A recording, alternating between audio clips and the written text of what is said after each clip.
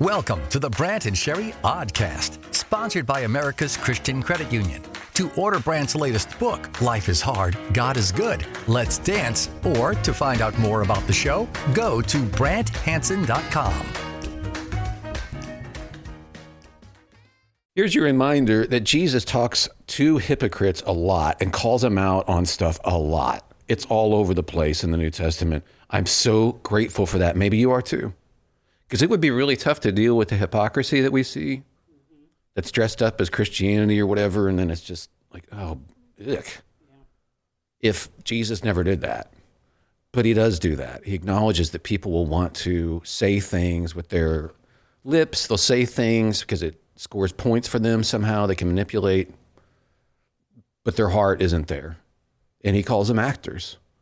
And he is very direct with them. I just...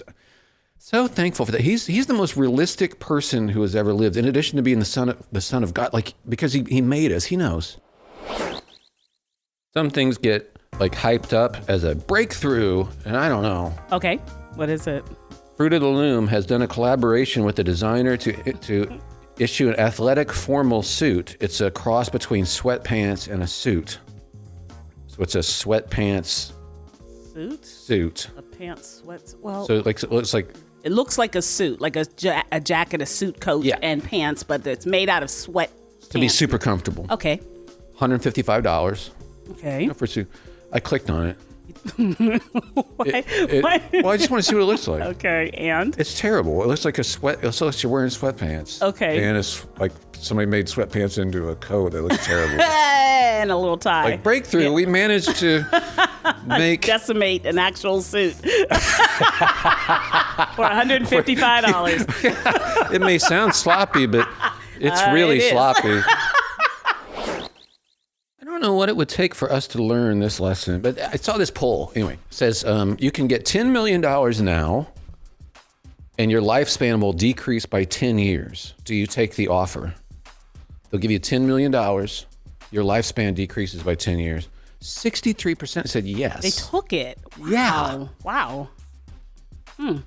How many examples do we need of people? That it doesn't make you happy. Right. Yeah.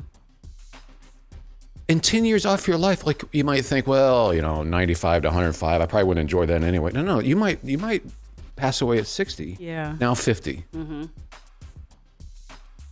My kids would be like, what? You chose what? Right. We needed you. Yeah, that's right. It's just, That's a good point. We got, like, the value system is amazing. It doesn't work. Our value system in our culture doesn't work. And it's obvious, but we like people don't want to rethink. So I'm going to talk about the narcissism thing a little bit because it does get thrown around a lot. And I found a great definition for it. Because we all, at one point, you could be like, well, everybody's a narcissist. And it gets applied to everybody. It does, yeah. And it's very true that all of us are very, very important to ourselves. Mm-hmm. Like, I brush someone's teeth every day. It's me. Yes. I wash someone's hair. And I'm going to let you think about who that might be. Mm-hmm. Every day. It's me. That's right. You nailed it. Yeah, that's right. So we're all very important. Mm-hmm. And like David Foster Wallace, the novelist, pointed out, like, just extend your arms and twirl around. Guess who the center is of this universe to you? Okay, so that's all of us. We all struggle with that and being the center of our universes. Mm-hmm. The difference one person pointed out, I think this is getting somewhere. Maybe it's too simplistic, but the narcissist wants to be the center of your universe too. Mm. It's very important. Okay. There's not enough to be the center of my universe. I need me to also be occupying your center space. Yes. And I think there's something to that.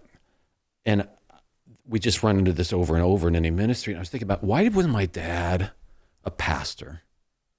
Why did he become a preacher? He had to be Preacher Phil, Pastor Phil his whole life. He had the title. It was very important to him. But why did he go into it? The title was important. It was important to be referred to as that. And I don't know that I ever saw a pastoral heart. I think my brother would say the same thing. I think he did some church stuff, and that some people even benefited from it in a way, because he's talking about Bible stuff. Yeah. But the reason, I think it's if you knew, you would be like, duh, Brant. It's attention. He loved attention however he could possibly get it. And I don't think, and this is the case with narcissists in general, I don't think he meant to do anybody any harm. I don't think he meant to traumatize us or my mom or ruin other people's lives, other families. But the thing about the narcissist is the harm doesn't really interest them, right? It's just they don't see it or they justify it. Does it not register, do you think? Like that they don't even register the harm, or that they probably do, because I've seen narcissists give like sort of crying kind of, I'm so sorry, but I wonder if they really do understand the harm. I don't think so. I think it's this absorption in this endless struggle with their own shame to think well of themselves. And that is such a brokenness. It's funny too, if you're familiar with the Greek myth, or is it more Roman? Maybe it's more Roman. Well, anyway, it's Ovid's the one that wrote about it the most, I think, but of Narcissus. Okay. Are you familiar with that at all? I've heard it, but I am not familiar with the story. Well, I'm not super familiar with it. I'm just trying to remember, but Echo and Narcissus are tied together. And Echo is this beautiful wood nymph. Okay. And she falls for this extremely handsome hunter. For some reason, she did something to tick off Juno, like this queen god. And so she was accursed to only be able to use her voice to say what you just said. However plaintively she could, but that's the only way she could communicate. And she fell head over heels for Narcissus, this hunter who's just a beautiful man. And he heard her in the woods and said, "Who's there?" And she could only say, "Who's there?" And I guess it annoyed him, and he rebuffed her, and she loved him with all of her heart. She just had her whole heart set. And so she eventually just wasted away to nothing but this disembodied just voice. She was just no longer existed. Okay. Just as an echo. She became nothing. And he came across a pool of water that was very still, and he looked down in it and saw how awesome he is. And he could not take his eyes off of that. Okay. He just stared. It was like the lifelong selfie that would never end. Right. And he couldn't take his eyes, to the point that he thirsted to death and died on the edge of the pond. Just staring at himself. And became a narcissus flower. So that's what we call that kind of flower. That flower has like a bloom on the top of the stem, but the bloom is tilted over, like the neck is tilted over, like it's sad, looking down. So that's where it gets its name. But so Narcissus becomes, it's all about him, and he ultimately becomes nothing. And Echo is all about him, and she becomes nothing. But she wanted, and there's so much in that. I think about the people who are drawn in by these narcissist preachers, but also even in narcissistic marriages and relationships where it's like, you've got this person who's all about them, and you got this other person that is just like so empathetic and not very discerning. Yes. Those are the ones that'll fall for it. Yep. And I don't mean that as a put down at all, but like there is the empathy thing, and empathy's good, but discernment's really good too. You have to have both. You do have to have both. That's very true. But seeing the people that fall for these pastors, these fake preachers, these fake prophets, all that sort of stuff, like I'm just wondering who's so gullible. But the people I think who are particularly at risk of falling for this stuff, which I can't even understand. I honestly, from my perspective, I have a hard time understanding it, is the people who are all empathy and then no discernment. And I remember reading a study about people who are great in crisis, and I think I mentioned this on the podcast. It was a wide-ranging study about nurses in World War II, and who was particularly effective. And they found that empathetic nurses were very effective, but not too empathetic. You didn't want to be feeling everybody's pain. You've got all these people coming in at various states of triage, right? So if you're overwhelmed, you're not any good. Yeah. But the people had some empathy, but also like, I need to get this done. Like, yeah, we're going to have to tag him for this. He needs to go over here. This needs to happen. you can't be overwhelmed by every single story. That's true. Well, if I'm all about empathy and empathy for the narcissist, I need the discerning people around me. That's very true. And I think those discerning people are chased out. Explain that a little more to me. Well, the people who are saying, what you said there, it seemed like what you said was from God, but then you changed it. Yeah. Things like that. They would be driven out. They'd be driven out by the narcissist. And then, I guess the other person, if they've bought into what the narcissist is saying and... Yeah, and like you're attacking the narcissist. Yeah. And we have empathy for the narcissist. So what are you? Is it empathy though? Or I'm trying to think, like if someone has labeled themselves, in my church tradition, a man of God. Yeah. So then by default, whatever you say has come from God, right? Because you're the man of God. Not the man of God. Right. Yeah. So when I'm accepting things from you, is that empathy or is that me believing that you're God's mouthpiece and whatever you're saying is true? And then kind of turning that part of my brain off, maybe, that heard one thing that contradicts the other thing or kind of talking myself out of that. Is that empathy? I think it is. How so? Well, not like empathy, like, oh, I feel so sorry for you. Yeah. But more like, I hear your story. God has anointed you. Right. And so it's empathy. Like I identify with that and I'm going to let you have that. And I'm all for you. And now I have no discernment. Okay. There's a book called Spiritual Narcissists Among Us, 9 Ways to Defend Toxic People. No, wait a second. It says 9 ways to defend yourself against toxic people or something. Reminds us that narcissists seek out people who are their opposites. We are empathic. I'm quoting here. We are empathic and we want the best for others. Our hearts, if you will, are too big. We feel compassion for the weak. We possess emotional intelligence and we have genuine confidence, which the narcissist can't emulate. Well, I see that, but I think that's not quite the problem. It's not that you're empathetic. It's that you're just empathetic. Okay. You need discernment. Yeah. And not just discernment and no empathy. That's true. Yeah.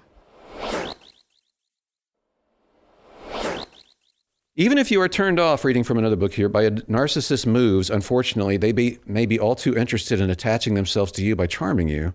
The more empathetic you are toward them, the more the subtlety of their tactics may leave you wondering what hit you. I got to tell you, my dad preyed on empathy. He was always looking for it. Yeah. He wanted anything to be, poor Phil. Oh, you poor guy. Poor. So that's why we were constantly racing to the hospital growing up, to the emergency room. He's in the back seat. He's freaking out. We got police escorts to the emergency room. Freaked me out as a kid. I'm like, he's dying. So my brother and I are crying. So like, Dad's dying because we're too little to understand. Right. Until the 12th time. I was going to say so over and over again. Over and over, racing at night at 2 a.m. And we get to the emergency room. There's nothing wrong with him. But it's just like anything, poor Phil, all his life. Yeah. And so we interacted with people who would get involved with him as a pastor and hear his sob stories. But this poor man. And I know all the rest. And sometimes he would give sob stories about basically how his boys aren't buying it anymore. You know, so my boys don't understand. And he'd be crying. He was always crying. And so we would hear from these people, like, you guys are so cold-hearted. Like, just getting judged. So all that to say, eventually they would figure out and they would leave. Like, this guy, he just wants to be pitied. So in his case, it was all about preying on the empathy, finding people with some empathy, winning them over. He just wasn't as good as a lot of the big-time guys. Who they won't do it his way. He was like, I'll take it as a pathetic person. Right. They'll manipulate empaths in another way. Like, look how the man of God's being attacked. Look at what's happening. There's an attack out there. No, there's not an attack. It's just you got exposed for extramarital relationships. Yeah. That's not a spiritual attack. That's interesting. You've already bought into the narrative You know what I mean? Yeah. I think I saw the guy we've been talking about, Mike Winger. Yeah. And he had one of his YouTube videos was it the Man of God epidemic, something like that. Yeah, but it was right. it was The Man it's of the God. Man of God, and it hit me. It hit me because that's the language, right? That's the language that I know, and I get how if that is what you buy into, that person is special. Yes. Okay. So let yourself off the hook here. Mm-hmm. The man of God. Mm-hmm. My dad wouldn't say that. That's not our tradition. Yeah. What do we say? What? Preacher Phil. We're not supposed to have titles. Yeah. Now, again, I'm not being dogmatic about this, but there is a reason we're not supposed to have titles because it makes you special. Yeah. The man of God, Preacher Phil. Well, now you're going after Preacher Phil. It's not just Phil. Mm-hmm. It's not just Phil. It's Pastor Phil, and that was a non-negotiable. Really? Oh yeah. So that's just Pastor Phil, Preacher Phil. Like that's who you should call me. Yeah. Well, as we mentioned on the show today, Paul never calls himself the Apostle Paul. He says Paul, an apostle of Jesus. Like yeah, I'm in this role. Mm-hmm. Brant, the teacher for the Sunday school, but not teacher Sunday school Brant. Yeah. Right. It'd be weird if I said that. It would. It absolutely It'd be would like be. I'm putting myself in a different class. Yeah. So in more charismatic traditions, maybe it's the man of God, and then it's a lot of titles, and again, from my background, backlash if I don't use it or I mistitle someone. So Right. if you're a bishop and I called you a pastor, if you're a pastor or an apostle and I didn't call you, like there can be, depending on where you're at, some backlash of no, it's this. And it's like, oh okay. Yeah. So, all right. honest question: when I see people are prophet this and prophet that, or they're the new prophets or whatever, Sure. What role is that? What do they do? What I've seen, What makes somebody think that they should have that title? that they're hearing, this is from my perspective, that they're hearing directly from God about either things that are going to happen in the world overall, or, they come to this church and they have words, quote unquote, for people in the church that are specific to those people. Huh. And, that's how I've seen it. Interesting. Yeah, I'm somewhat familiar with that. I didn't grow up with that, but like that's what I was picking up. That's what it means. It's like some kind of supernatural manifestation. It is. And so then we would have like a revival, and, prophet whomever would be coming, and there would be this kind of air of anticipation of that you were going to get some kind of word or knowledge or revelation that you didn't have prior to being in that service. So there are people who think that when you start a church, it's ideal, and I may not be getting this exactly right, but to have all 5 ministry things represented when you start a church. Like you got somebody who's an apostle, it helps get it started. What's the P? A prophet. Prophet, yeah. And then evangelist, that's really good about sharing the kingdom. Sure. And then shepherd. Somebody's got a pastor, real heart for it. And then somebody who teaches. Yes. Who's really good at teaching. Mm-hmm. And if you have a team like that, it can be really strong. Yeah. But I always thought the P in that, the prophet, would be the person going, yeah, we shouldn't do that. That doesn't quite line up with, you're going to be the guy or the woman who's saying, questioning things, discerning. Sure. Discerning. It doesn't have to be a obvious supernatural thing, but just discerning, like, why are we doing it this way? Mm-hmm. And so it's good to have that person not in charge of everything, but as a part, so you don't just run away. Yeah, and we accept that that's the gift that God has given them. Yeah. And that would be, as Ephesians says, this is so that we all grow up, right? Yeah, into the stature of Christ. So everybody's submitting to one another. Yes, but that's right. That role. So it seems like my understanding of the prophet biblically would be the person in the church going, hey, wait a second. I would say that I would believe that would be a significant part of the role. So even if that's not the full role, Gotcha. I will say that what I have witnessed, which is not what everyone else may have seen, but what I have witnessed, which was one of my questions when I was younger and did ask my mom, I don't understand why everything was kind of positive and, you're going to get this and you're going to get that and you're going to get that. I never understood why there wasn't, like, God didn't, there wasn't anything else, or there wasn't, it was always sensational. And there wasn't any of that I saw personally. I also didn't understand why it needed to be public all the time.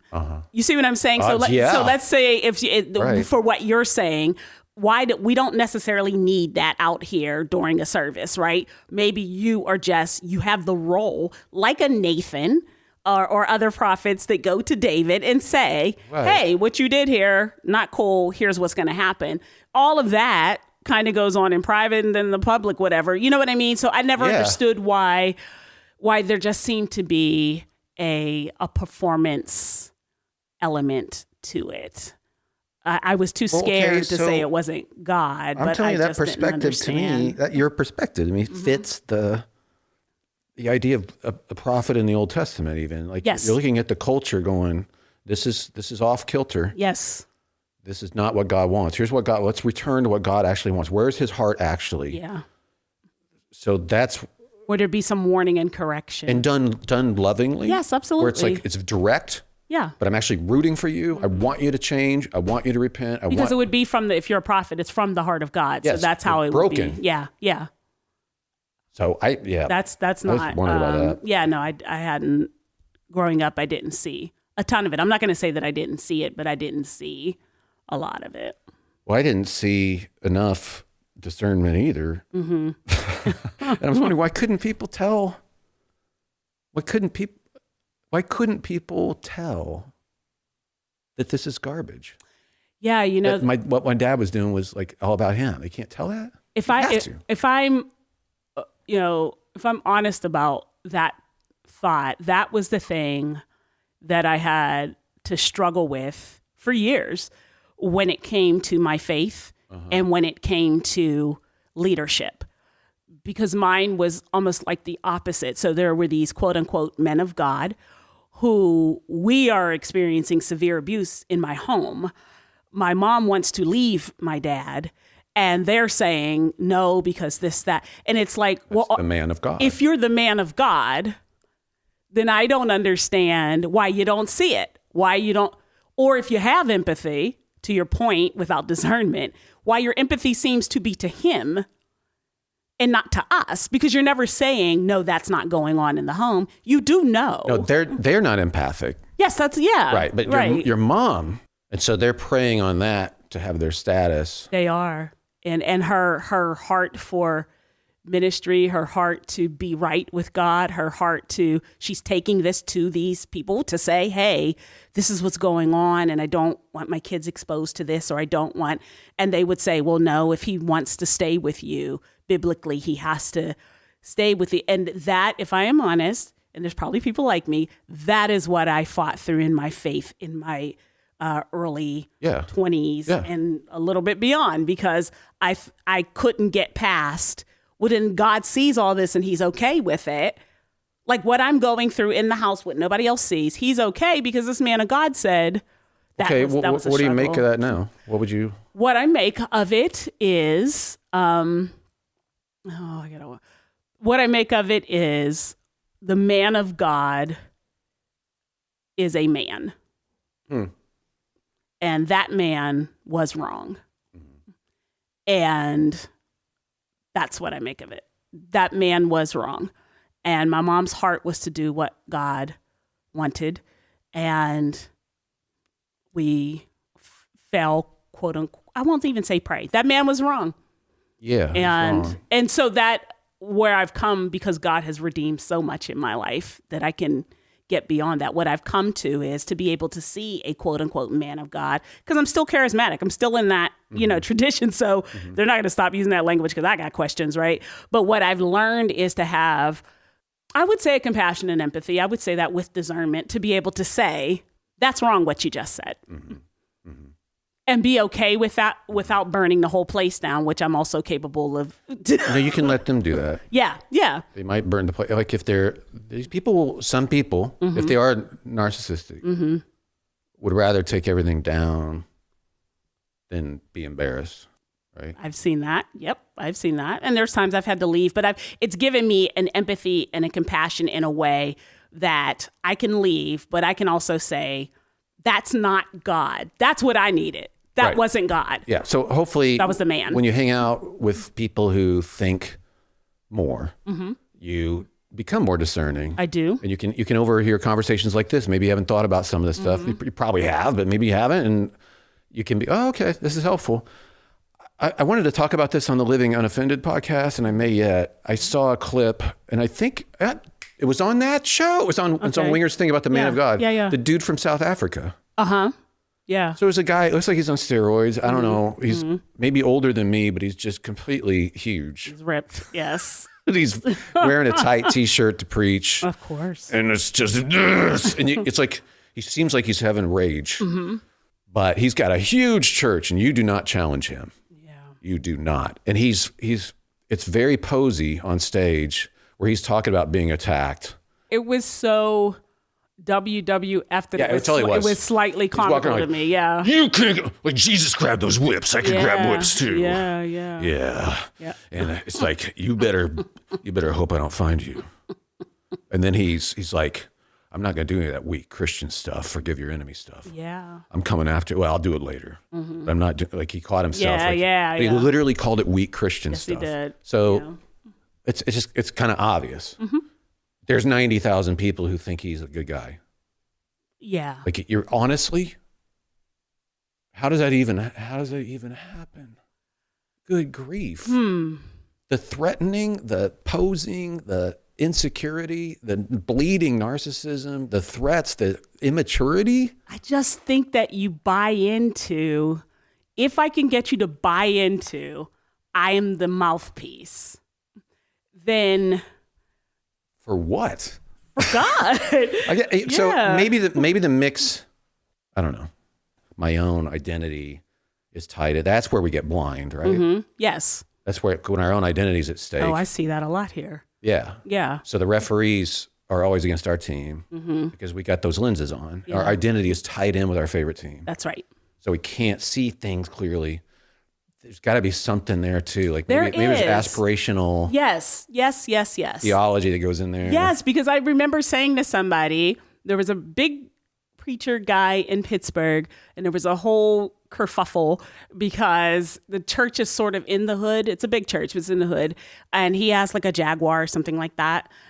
And cool. And it was it was parked next to the church, and then the church is kind of in the hood. And so someone took a picture of that, someone not at the church apparently, and put it up and had commentary about that, right?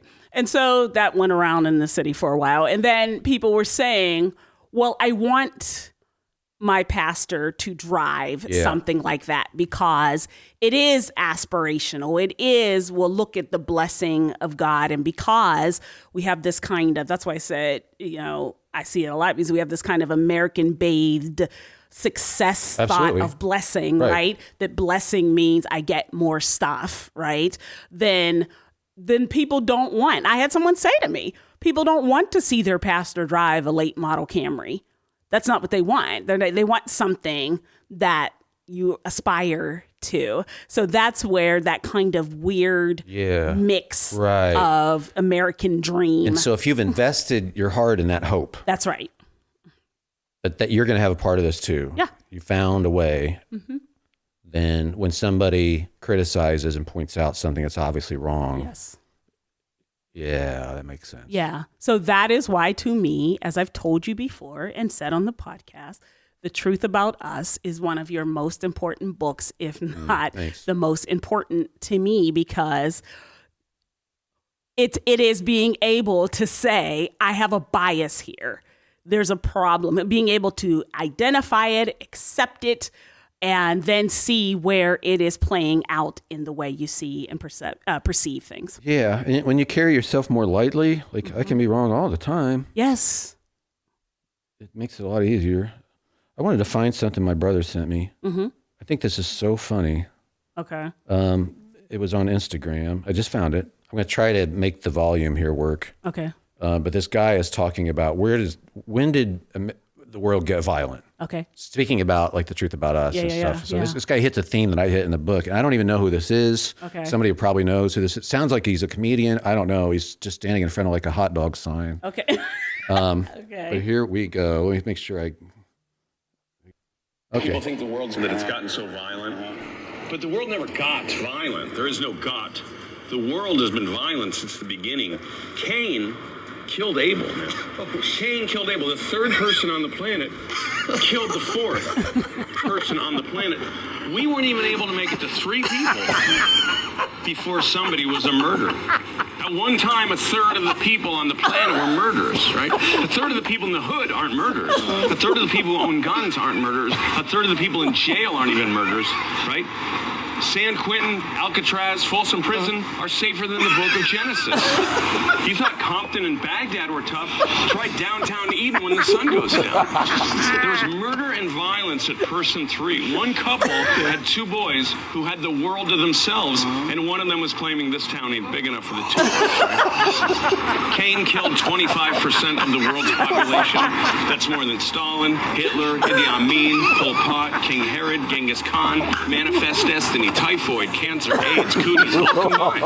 Cain killed a third of the people he knew. He knew 3 people. He killed one of them. If you knew Cain, you had a 66 and 2/3% chance of survival. There's no such thing as the good old days. There was like one good day. It was half a day. Adam and Eve were naked, alone, in an oasis. Lunchtime came. People got hungry. Apples were eaten. Boom, Detroit. People think the world's... That there. That's the whole thing, right? That's it. Yeah. It's the only natural way to conclude this discussion of narcissism. tell you who was a narcissist. Cain. We only had, half a day. He was the 3rd person. He killed the 4th person. Yeah, I don't know who that guy is. Oh. Okay, thanks for listening, as always. The Brant and Sherry Oddcast, sponsored by America's Christian Credit Union. To find out more about the show, go to BrantHansen.com.